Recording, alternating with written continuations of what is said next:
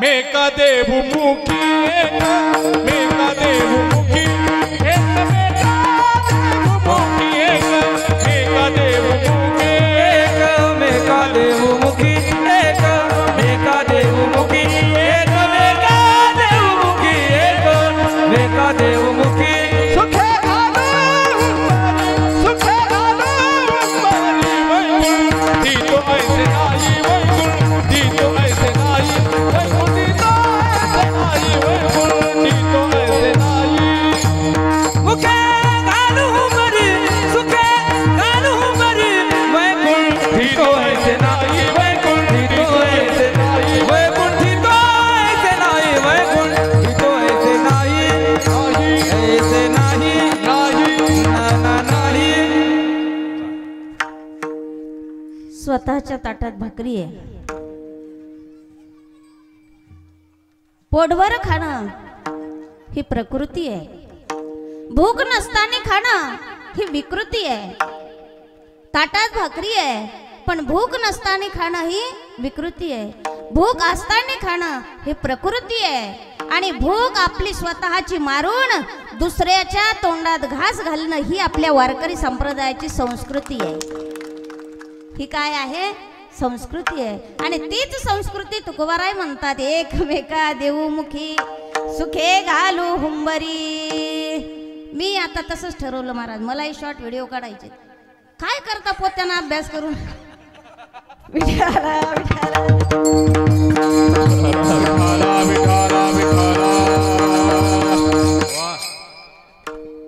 आई माझी मायेचा सागर. मला सांगा आता, एका कलीचे महिमा आम्ही सगळेच कीर्तनकार, जेवढ्या लेडीज आहेत जेवढे जेंट्स आहेत, यांना आई वडिलाची सेवा करणं होते का हो? होते का खरं सांगा? आणि आम्ही म्हणतो की आई वडील दैवत माना, माना ठीक आहे, होते का करणं? सकळ तीर्थाची अधुरे जी का माता पितरे तया शेवेची शरीरे लोन कीजे. आज या गावाला कीर्तन, उद्या त्या गावाला कीर्तन, 7-7 दिवस कथा करायच्या आणि सासू सासरे हातानं खातात. ही वस्तुस्थिती आहे. विठाला विठाला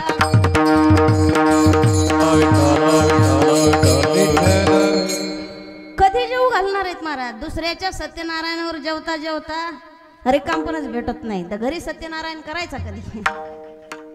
बरोबर आहे का नाही? वेळच मिळत नाही. सांगण्याकरता आहे, ऐकणं हे तुमचंही कर्तव्य आहे महाराज. आणि याच्यामुळेच लोकांनी एकच झपका उठवला, आतला जाऊ द्या ना महाराज, लोकांचं सांगायचंच काम आहे. आणि त्याला माहित आहे हे फक्त सांगतातच. विठाला विठाला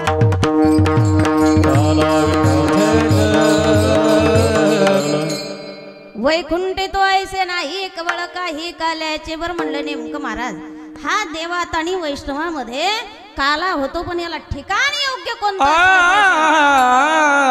तुका म्हणे वाळवंट तुका म्हणे वाळवंट तुका म्हणे वाळवंट तुका म्हणे वाळवंट तुका म्हणे वाळवंट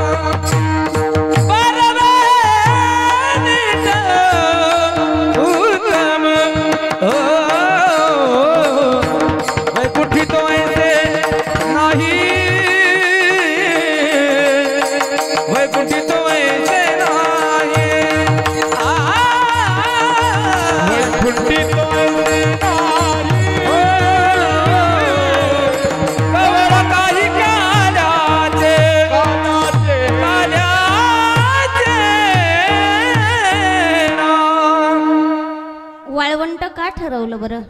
वाळवंटात कुठलंही पीक पुन्हा उगवत नाही.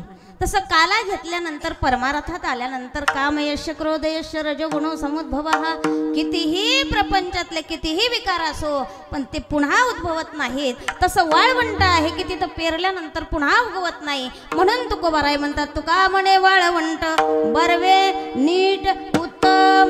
काही माणसं बरे असतात पण नीट नसतात, काही नीट असतात तर बरे नसतात. नाही तुम्हाला नाही म्हणलं हो. विठाला विठ्ठल माणसानं बरंही असावं आणि नीटही असावं. तसं वाळवंट आहे की बरबे नीट उत्तम. काही घरात एवढं नीट वातावरण असतं महाराज. विनोदानं सांगतात एका बाईनं सांगितलं अहो मालक माझं तुमच्यावर खूप प्रेम आहे. त्यानं ऐकून न ऐकल्यासारखं केलं. पुन्हा सांगितलं मालक माझं तुमच्यावर खूपच प्रेम आहे. त्याने पुन्हा ऐकून न ऐकल्यासारखं केलं. तिनं सांगितलं मालक तुम्ही किती सुंदर आहेत, मला खूपच आवडता, तुम्ही मला खूपच आवडता. ते म्हणे बरं काय करायचं सांग ना. मी ऐकले तुझं मग खूपच आवडतं. काहीच नाही म्हणे सकाळपासून कपडे धुवायचा कंटाळा आला तेवढे एकदा धुवून घ्या, तेवढे एकदा. असं प्रेम असावं का? तसं तुकोबाराय म्हणतात तुम्हाला देवावर प्रेम करायचं पण प्रेम कसं असावं? बरवं असावं, नीट असावं, उत्तम असावं. तरच जर तुमच्या ठिकाणी कुठल्याही प्रकारच्या विकाराची निर्मिती होणार नाही. जर नाहीच तर तुम्हा आम्हाला आजही शुकाचार्य होत आहे. यम प्रवर्जंत मनुपेत मपेत कृत्यम दैपायनो विरह कातर आजुहाव पुत्रेति तन्मय तया तरवो विनेदुस तम सर्वभूत हृदय मुळी मानतोस्मी. असं होता येतं. व्यासासारख्यांनी आवाज द्यावा आणि शुकाचार्यांनी थांबू नये हा परमार्थातला संदेश आहे महाराज. ही परिपूर्णता आहे आणि ती परिपूर्णता म्हणजेच आजचं काल्याचं कीर्तन आहे. अभंगाचा भावार्थ धावत्या वेगात आपण पाहिला. वारकरी संप्रदायाच्या नियमाप्रमाणे एकदा विठोबा रखुमाई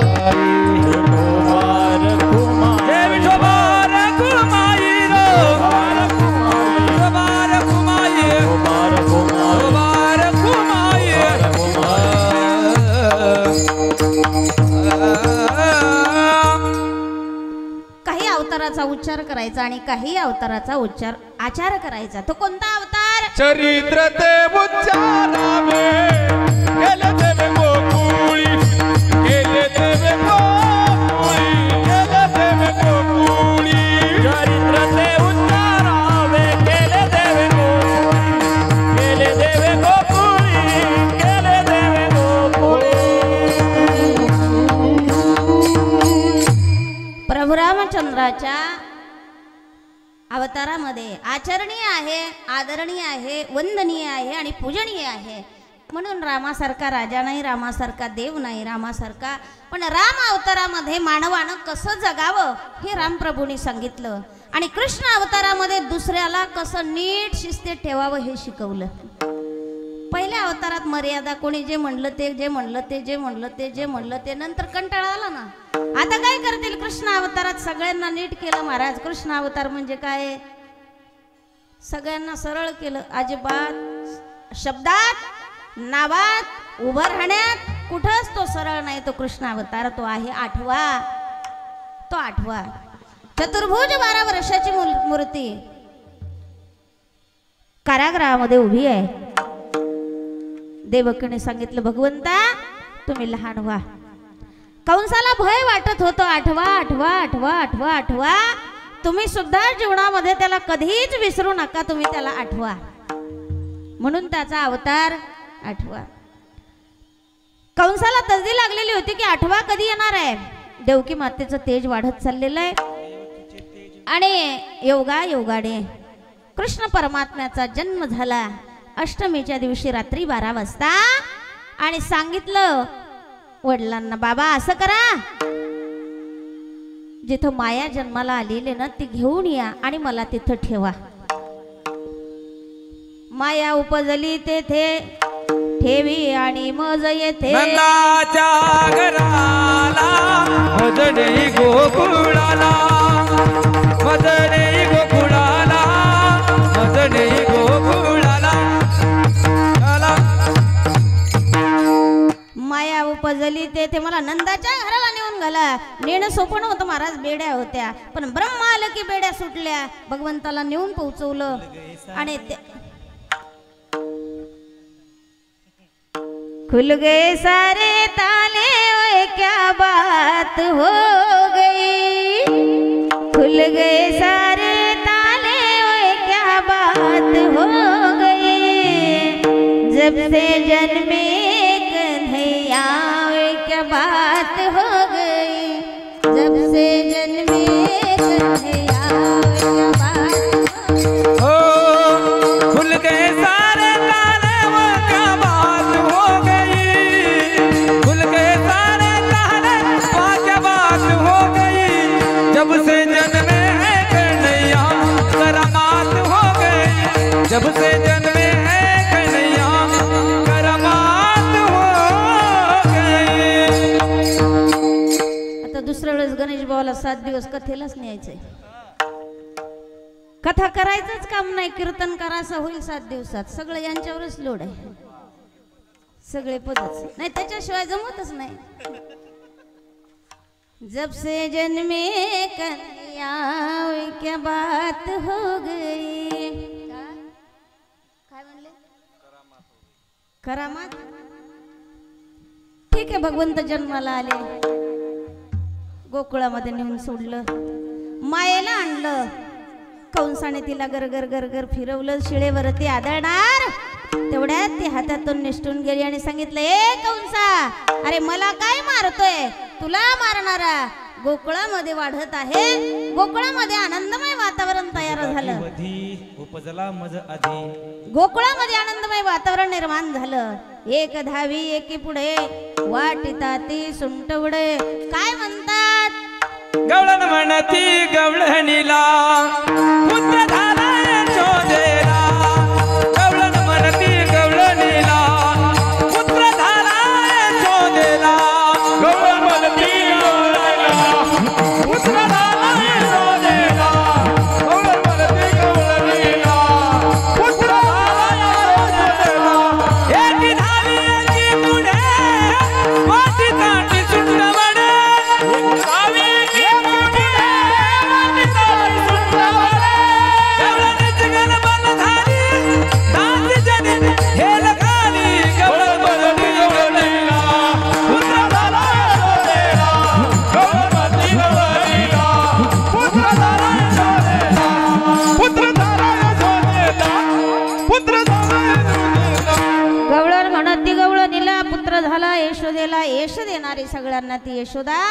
आणि 90 वर्ष झाल्यानंतर भगवंताचा जन्म नंद बाबाच्या घरी झाला. तो सर्वांना आनंद देणारा तो नंद बाबा.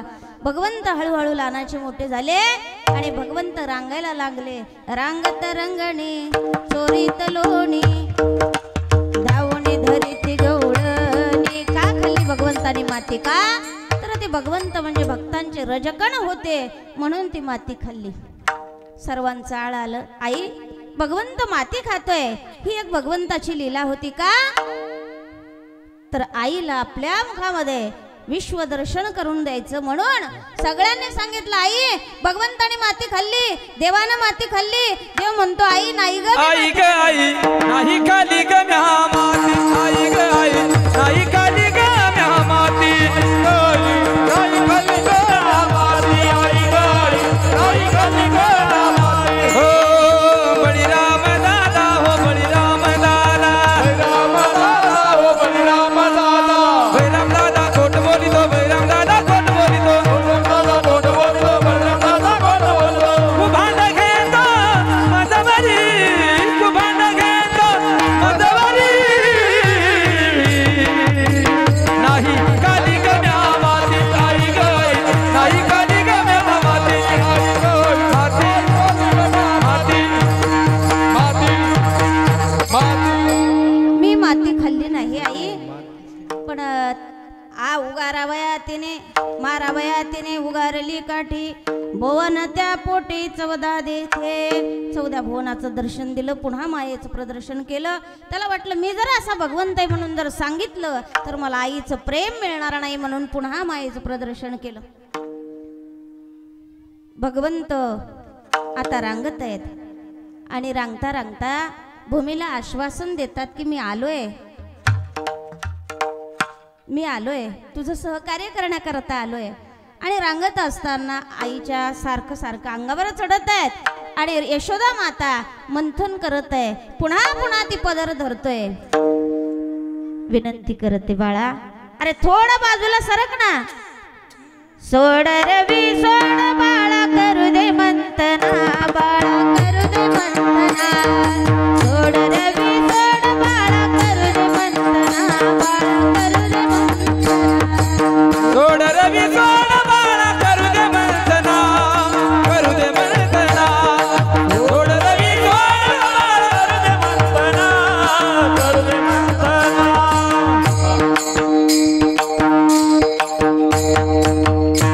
सोड रवीचा हात हारी रे बाळा, करू दे रे मंथना बाळा, करू दे रे मंथना बाळा, करू दे रे मंथना. दारी उभ्या त्या गोपिका तुझं मारतात हाका, दारी उभ्या गोपिका तुझं मारतात हाका. आली आली ती राधिका माझ्या मनमोहना, आगरीच्या पुणा नेत्र दावी खुणा, नेत्र दावी खुणा. बाळा, करू दे रे मंथना बाळा, करू दे रे मंथना बाळा, करू दे रे मंथना मंथना.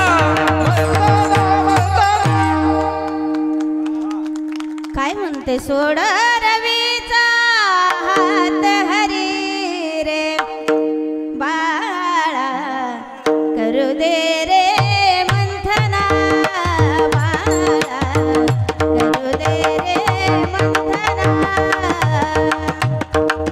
खूप समजवलं नाना परी समजावी ते, मागिला ते खाया देते. थपाटोनी निजावी ते, माझ्या मनमोहना, माझ्या मनमोहना. बाळा, करू दे रे मंथना बाळा, करू दे रे मंथना. भगवंत ऐकत नाही म्हणून यशोदेने उखळाला बांधलंय. ती एक लीला केली का?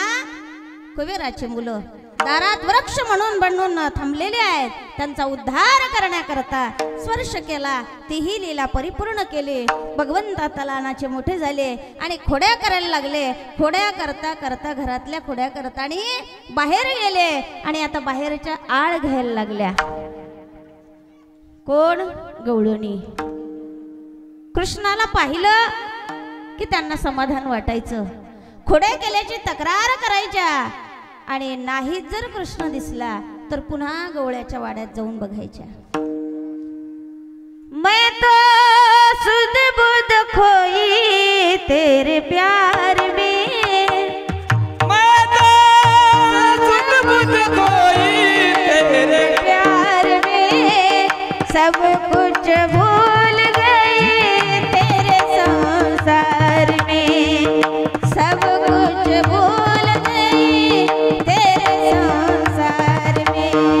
ज्योत जगा दे, प्रीत लगा दे, ज्योत जगा दे, प्रीत लगा दे, चरणों में ले ले मुरली वाले, ओ बंसी वाले, मुरली वाले, ओ बंसी वाले, बंसी वाले.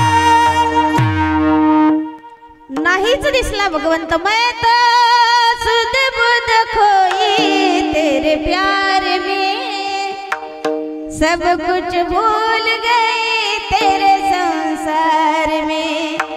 ज्योत जगा दे, प्रीत लगा दे, चरणों में ले ले मुरली वाले, ओ बंसी वाले. रूपाचं रूपच एवढं सुंदर होतं महाराज, सारखं त्या राधेला त्याचा लळा लागलेला असायचा. खोड्या केल्या तरी तक्रार असायची, नाही आला तरी तक्रार असायची. सारखे सारखे यशोदेला सांगायचे, यशोदे यशोदे ग तुला येईल राग, तुझ्या कृष्णाला काहीतरी सांग ग, तुझ्या कानाला काहीतरी सांग ग. यशोदे ग तुला येईल राग, यशोदे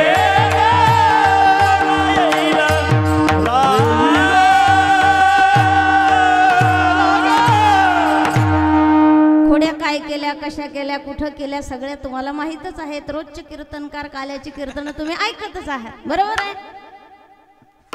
खोड्या भरपूर झाल्या आणि सांगितलं यशोदेनं, आता असं करा, उद्या जाई राणा सवे घेऊन गोधना. म्हणले आता नंद बाबांनी सांगितलं, हे पा नंद बाबांनी सांगितलं, हे पा माझा मुलगा छोटा आहे, त्याला इतक्या लवकर पाठवू नको. त्याने सांगितलं, यशोदा म्हणते काही हरकत नाही, छोटी छोटी गैया छोटे छोटे ग्वाल, छोटी छोटी गैया छोटे छोटे ग्वाल, छोटा सवेरो बदनवा, प्यारा सवेरो बदनवा, सवेरो बदनवा.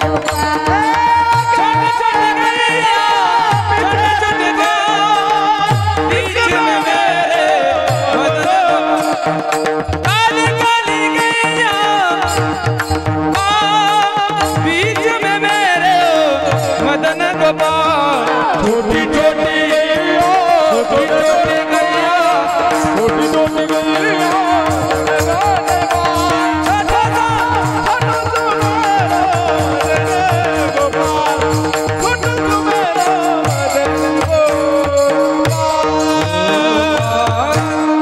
जाऊ द्या म्हणे, छोट्या छोट्या गाई गोपाळ घेऊन जात असतील तर.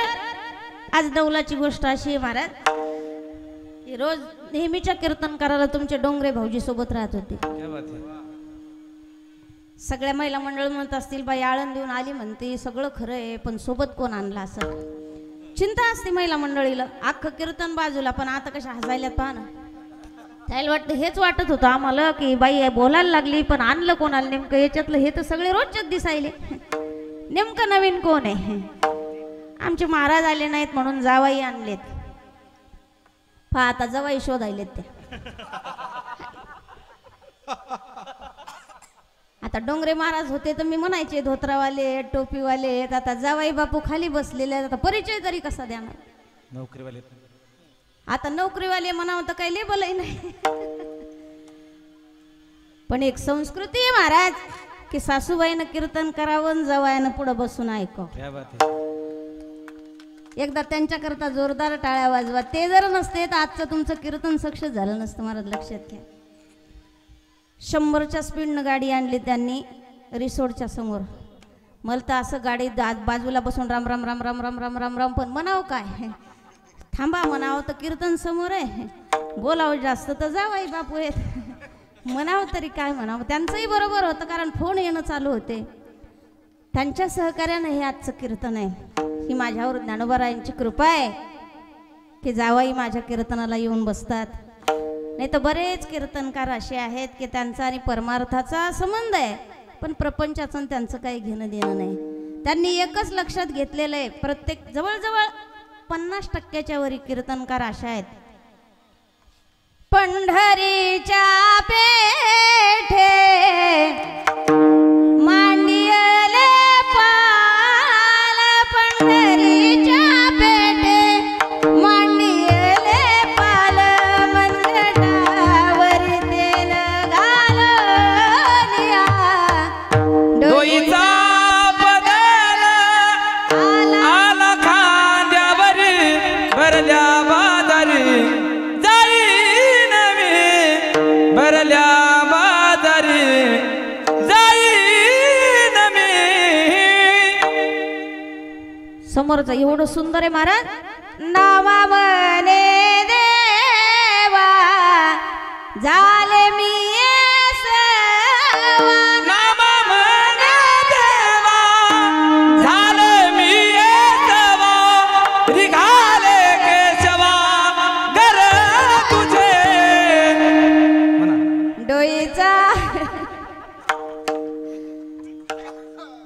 हे गणेश महाराज असले का क्या कीर्तनच करू देत नाही, काय करावं. बरं नाही म्हणावं, त्यांचं नाव नाही घ्यावं तर कीर्तन ताईन दिलं. आजकाल असं झालं, कार्यकर्त्याशी काही घेणं देणं नाही मामा. जवळजवळ फक्त भजने का उचलून धरले का पुढच्या इथं कीर्तन भेटलंच म्हणून समजा तारखी फिट झाल्या. काय करता आता, कालाय तस्मै नमः. आणि दुसरं एक कारण आहे, एवढं फ्रेश कोणीच राहत नाही बरं का. पण माझे आई वडील कीर्तनकार आहेत आणि पारंपरिक वारकरी संप्रदायातले आहेत आणि त्यांना हे आई वडील म्हणतात, मला बहीण म्हणतात, म्हणून आम्ही सगळेजण एवढे फ्रेश राहतोय. विठाला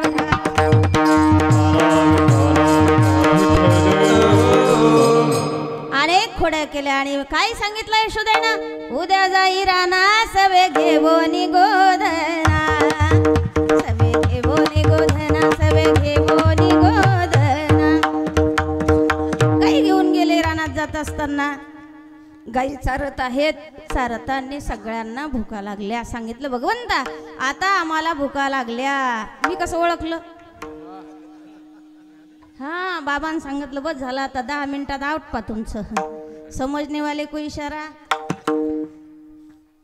तुम्हाला काय, मी 600 किलोमीटर प्रवास करून आले, पण तुमच्याकडे पाहून असं वाटायला लागलं मला बोलतच राहावं, खालीच बसा वाटणं. काय करता, हे शाश्वती महाराज. जे अशाश्वत आहे तिथं सुद्धा लोक शाश्वती देतात. मी पुन्हा येईन,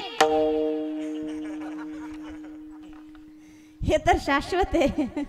मग इथं म्हणायलाच पाहिजे, इच्छापूर्ती गणेश मंदिरात मी कीर्तन करायला पुन्हा येईन. बरोबर आहे की नाही. भुका लागल्या म्हणले, आता बस झालं. पण आम्ही म्हणले भगवंता तुम्ही गाई वळून, आम्ही गाई वळून आणतो, पण तुम्ही एक गाय मणेरी नावाची एक वळून आणा. ती गाय वळून आणण्याकरता गेले तोपर्यंत ब्रह्मदेवाने गाई गुरु नेले. भगवंताने ओळखलं, माझा भगवंत गोपाळ झाला, माझा भगवंत त्या गाईतल्या गळ्यातलं घुंगरू झाला, माझा भगवंत ती काठी झाला, माझा भगवंत प्रत्येक गोपाळ झाला. जशास तशी सृष्टी निर्माण केली. ब्रह्मदेवाचा अहंकार घालवला, इंद्रदेवाचा घालवला, लहानपणीच सर्वांचा वध केला. काग वगैरे ठा मारिले बाळपणी, अवघी दैत्य खानी बुडविली. अनेक कार्य त्यांनी केले. त्यानंतर आता सर्वांनी सांगितलं आम्हाला भुका लागल्यात, काय करा. खडकी सोडियल्या मोठा, आजीचा दहिकाला गोमटा. आणि त्या शिदोऱ्या सोडल्यानंतर भगवंताने सांगितलं माझी आहे तैशील आहे, नाही तरी घरा जाय. माझी असेल तशी आण, नाही तर घरी जाय. सगळ्यांनी सांगितलं गोपाळांनी देवा आम्ही गरीब आहेत, तुझ्यासारखी शिदोरी कशी काय आणता येईल. आता योगेश भाऊ सारखं आपल्याला कसं जमल. योगेश भाऊच आहेत ना इथं कार्यकर्ते. योगेश भाऊच ना. विजू भाऊ. योगेश भाऊ कोण आहेत, युवा आयोजक इथलेच ना. विजय पाटील मुंडारे यांच्यासारखं आपल्याला कसं जमल महाराज. आपण पहिले आम्ही सदैव सुडके, जवळी येता चोर धाके. आमचे फक्त एवढेच आहेत, सफेद कपडे, खिशे खाली. आमचं काय खरं आहे महाराज लोकांचं होय. पण आम्ही एवढं आहे मात्र की नामचिंतनाच्या दोरावर अगदी ह्याच नाही कळी काळाच्या माथ्यावर पाय ठेवायला आम्ही तयार आहे. तेवढी ताकद आहे महाराज नामचिंतनात, लक्षात घ्या. एवढी ताकद आहे.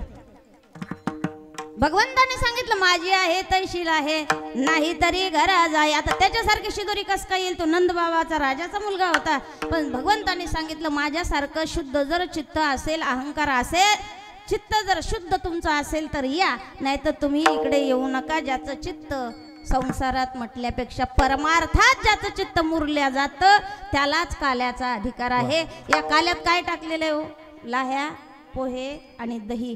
तिन्ही गोष्टीचं एकीकरण होतं. जे मुरतात तेच समाजात चालतात. लक्षात घ्या. ज्याच्या डोक्यावर बर्फ आणि जिभेवर साखर आहे त्याला जीवनात जगता येईल महाराज, लक्षात घ्या. म्हणून काय सांगितलं माझी आहे तैशील आहे, नाही तरी घरा जाय. त्या शिदोरी सोडलेला त्याचा सुगंध अमरावतीपर्यंत गेला. आजी ओस अमरावती काला पहावया येते, देव विसरती देह भाव आपुला. सगळ्यांनी सांगितलं भगवंता आम्हाला काला हवा आहे. ते म्हणले तुम्हाला याचा अधिकार नाही. मग काय केलं? काल्याची आमिषे देवजळी झाले मासे, तिथं मासे झाले. तरी भगवंताने सांगितलं शिदोऱ्या खा, जेवण करा, यथेच्छ जेवा, फक्त हात आपल्या अंगाला पुसा. कारण काय झालेलं आहे, यमुना डोहामध्ये भगवंत आणि सगळ्या देवतांनी अवतार धारण केलेला आहे. कशासाठी? काला खाण्याकरता. तो काल्याचा अधिकार वैष्णवाला आणि भगवंतालाच आहे, म्हणून त्यांच्या नावाचा एक वेळ जयघोष करूया. ज्ञानेश्वर माऊली ज्ञानराज माऊली तुकाराम, ज्ञानेश्वर माऊली ज्ञानराज माऊली, जय जय ज्ञानेश्वर माऊली ज्ञानराज माऊली